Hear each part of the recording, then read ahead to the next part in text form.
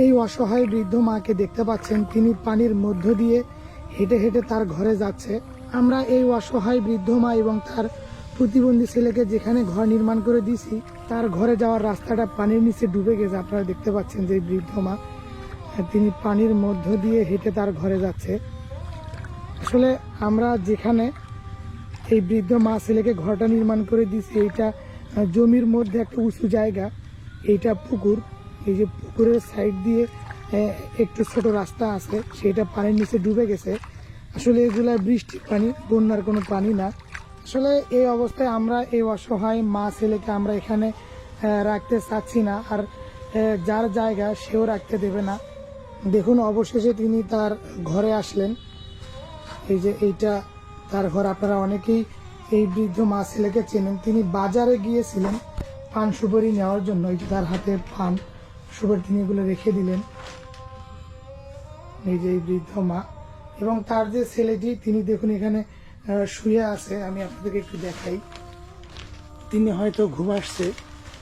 এই যে হ্যাঁ, এইটা তার অন্ধ প্রতিবন্ধী ছেলে। তিনি চোখে দেখে না, চলাফেরা করতে পারে না, কানে শোনে না, তিনি অন্ধ প্রতিবন্ধী।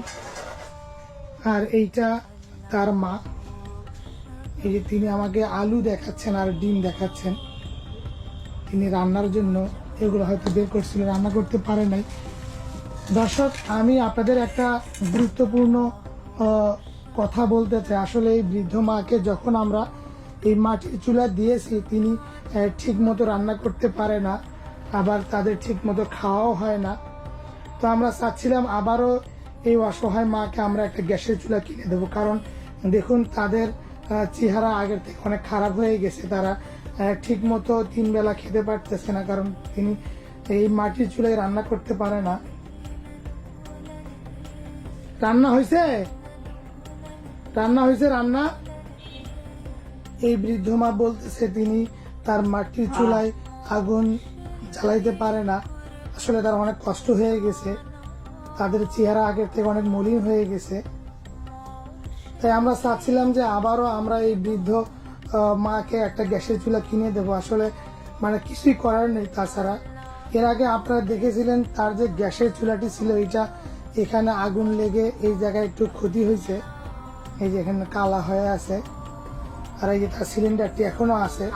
তো দর্শক, আপনারা অবশ্যই একটু কমেন্ট করে জানাবেন। আমরা আবারও এই বৃদ্ধ মাকে গ্যাসের চুলা কিনে দিতে চাচ্ছি। এর পক্ষে বিপক্ষে অবশ্যই আপনারা একটু কমেন্ট করে জানাবেন, তাহলে আমাদের একটু সুবিধা হবে ডিসিশন নিতে। আমরা চাচ্ছিলাম যে তাদেরকে আবার গ্যাসের চুলা কিনে দেবো, কারণ তাদের ঠিক মতো রান্না হয় না, ঠিক মতো খাওয়া হয় না।